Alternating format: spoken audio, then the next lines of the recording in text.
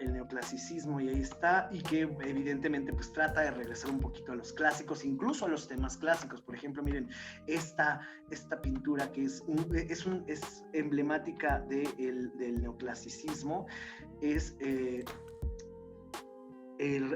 rapto de las Sabinas, o esta, por ejemplo, ¿no? Que es la batalla de las Termópilas, con uno de los héroes, seguramente ustedes lo recordarán por películas como Los 300, que es Leónidas de Esparta, y bueno, trata de estos temas, ¿no? Y otros temas que son mucho más contemporáneos, por ejemplo, esta pintura maravillosa que se llama La muerte de Marat, o Paulina Bonaparte, ¿no? Que son, pues, evidentemente contemporáneos a el imperio francés de Napoleón I. Y bueno, después de este neoclasicismo surge un periodo que gusta a mucha gente, porque es el romanticismo. A ver, vamos a buscar algo. Romanticismo. Y el romanticismo tiene una imagen que es icónica, que es esta. Ajá. Es el caminante sobre el mar de nubes, de Caspar David Friedrich. Y bueno, pues esta obra es bastante interesante porque pues, nos muestra el espíritu también de la época, ¿no? Un espíritu de desolación, un espíritu de contemplación, etcétera, etcétera, etcétera, ¿no?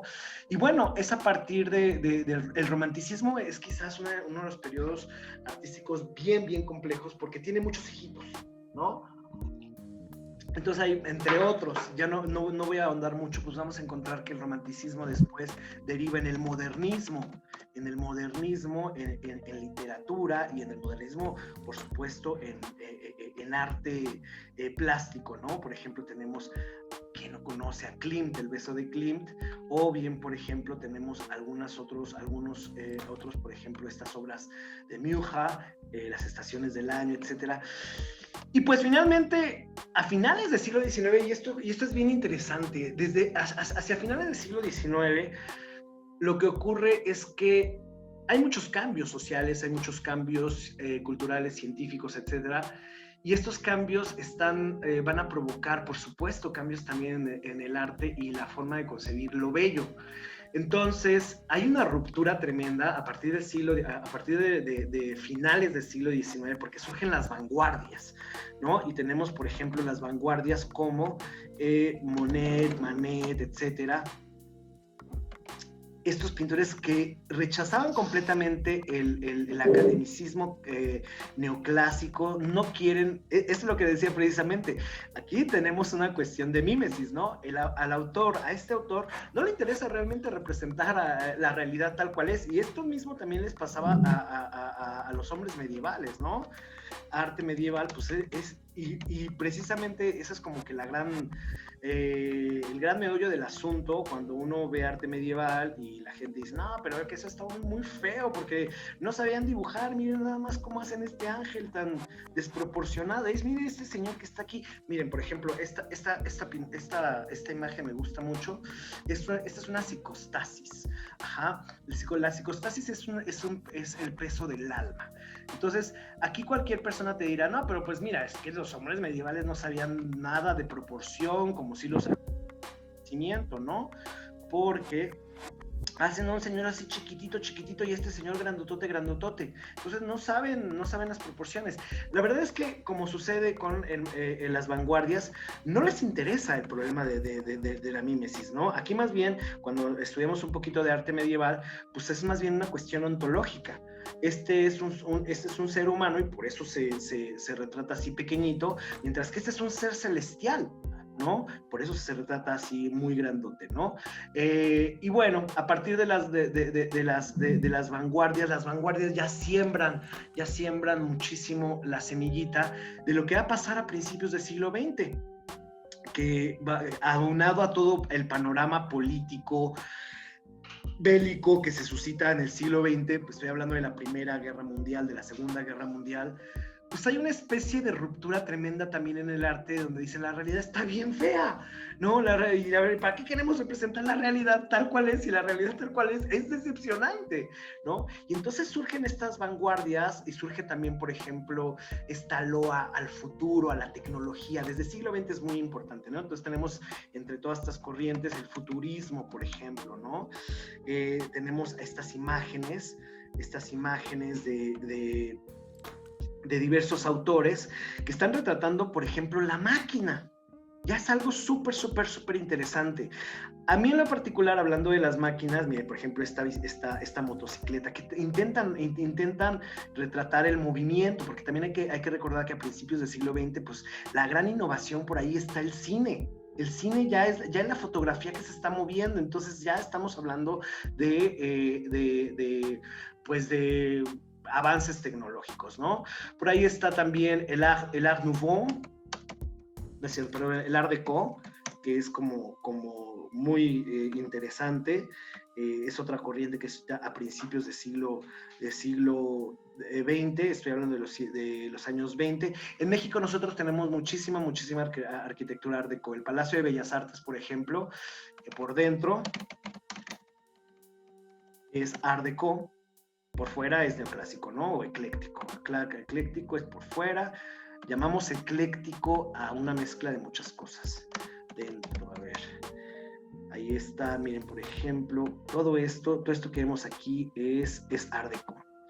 Es como un estilo como muy elegante, ¿no? Como muy... Y aparte está muy influido, totalmente influido por la cultura norteamericana que empieza a emerger, el cine de Hollywood, por ejemplo, ¿no? A mí me gusta mucho un artista que se llama Tamara de Lempicka. Hay una autorretrato, esta es quizás su obra más famosa, miren, ahí está Tamara de Lempicka con Dalí. Hay una obra muy famosa de ella que es esta, pero la quiero ver si la tenemos completa por aquí. Es una obra bien bonita esta, Tamara de Lempicka, autorretrato en Bugatti verde se llama. Un Bugatti, pues es un auto que es carísimo, a la fecha son carísimos los Bugattis. Y bueno, esta pintura es bastante icónica, a mí me gusta mucho porque representa mucho el empoderamiento de la mujer, ¿no? Cómo una mujer se atreve a manejar en esa época, y aparte un Bugatti, ¿no? No está manejando cualquier auto, está manejando un Bugatti, o sea, lo que le está dando un peso económico. Y bueno, pues hay más todavía vanguardias, como el surrealismo, por ejemplo, ¿no? El surrealismo, que pues evidentemente tenemos autores icónicos como Dalí, ¿no? Como Magritte, este es Magritte, etcétera. Y pues surgen bastantes cosas. Y bueno, ya finalmente en los años 60 pues hay como otra ruptura nueva, el arte ya se vuelve abstracto, hay unas manifestaciones pues ya bastante, no sé, que ya mucha gente incluso se cuestiona de ¿realmente esto es arte o no es arte, no? El arte abstracto, por ejemplo, de Jackson Pollock, por ejemplo. A ver, esto es Jackson Pollock, según yo sí, o si no, por lo menos es el estilo de Jackson Pollock. Y pues uno ya empieza a cuestionarse, ¿realmente esto es arte? ¿No? Esto lo pudo haber hecho mi hermanito de 5 años, ¿no? Pues no lo sé, la gente pues, tiene diversas opiniones sobre esto. Hasta que llegamos pues al arte moderno, al arte contemporáneo, al arte postmoderno incluso, ¿no? Pues bueno, más o menos traté de hacer un poco un recorrido por las corrientes estéticas. Sí, claramente notamos que es un continuum de ruptura continuo. Y, por ejemplo, me llama la atención, pero ¿no? ¿sabes Esta cuestión qué, con el arte, con el arte postmoderno. Yo creo que no es una ruptura, yo creo que siempre es como un proceso dialéctico siempre, como que y eso pasa con las generaciones, ¿no? O sea, finalmente la generación nueva que está aquí, pues critica a la generación anterior y dice que hicieron las cosas mal y ta.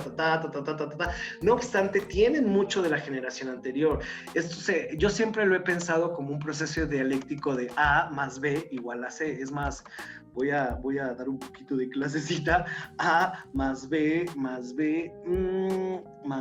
igual a C, donde A es una corriente artístico-literaria, B es otra, y este es el resultado. Y si yo pienso, por ejemplo, en el barroco, aquí, por ejemplo, barroco, como el resultado de las dos anteriores, yo tendría por una parte el Renacimiento y por otra parte la Edad Media, ¿no? Que serían como las dos precedentes. Entonces, si tú sumas la Edad Media más el Renacimiento, pues te va a dar el Barroco. Entonces, lo que vamos a encontrar aquí, que el Barroco tiene, por ejemplo, conserva mucho de la religiosidad de la Edad Media, ¿no? Pero también del Renacimiento conserva mucho esta salvación de los autores clásicos y de las obras clásicas, que en realidad el Renacimiento no es el gran rescatador de la cultura clásica. La Edad Media siguió leyendo todo el tiempo a los clásicos, pero lo que va ahí precisamente es la cuestión de la imitatio, es decir, la imitación. Los hombres del Renacimiento trataron de imitar más o menos de manera fiel a la antigüedad clásica, y los hombres de la Edad Media no. Entonces, lo que tenemos aquí, pues es, por ejemplo, en este devenir dialéctico, una Edad Media pues muy apegada a la religiosidad, y después el Renacimiento y esta imitación a los clásicos. Y aquí el Barroco, lo sabemos, es una explosión del Renacimiento, una explosión del uso de los clásicos, y eso lo encontramos en pinturas, en esculturas barrocas. Miren, por ejemplo, este autor, a mí me gusta mucho, que es Bernini, es casi el escultor por excelencia del barroco. Encontramos esta maravillosa escultura que se llama El rapto de Proserpina, que se encuentra, aquí no está, ¿dónde está? Es esta, que se encuentra en Roma, ¿no? En la Galería Borghese.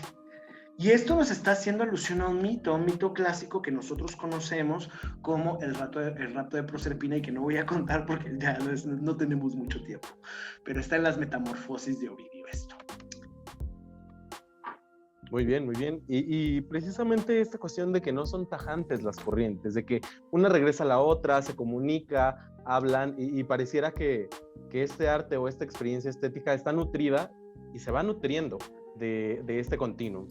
Y me llama la atención, mencionas la mímesis como una clave para comprender el arte, pero háblanos de otras claves, háblanos de cómo se puede leer el arte antiguo. Y bueno, el arte que tú manejas del antiguo al barroco. Bueno, pues hay muchos más. Bueno, en primer lugar, creo que, en efecto, como lo mencionas, el arte también se puede leer, ¿no? Y esto lo hacemos mucho, sobre todo la gente que nos dedicamos a literatura comparada, hablamos de los diversos tipos de textos.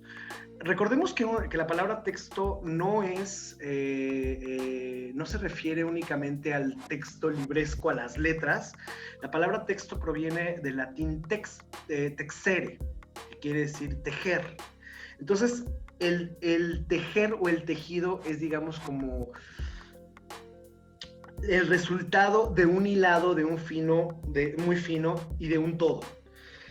Entonces, para la gente que nos dedicamos a literatura comparada, sobre todo aquellos que se enfocan en una de sus áreas de la literatura comparada, que es la intermedialidad, ¿no? Y la éfrasis también, por supuesto, pues podemos y afirmamos que los objetos también son textos. Y en ese sentido, pues también podemos leerlos. Existen distintas maneras, ¿no? Existen diversas estrategias para poder hacer una buena lectura de un texto artístico, de un texto plástico, digámoslo de esa manera.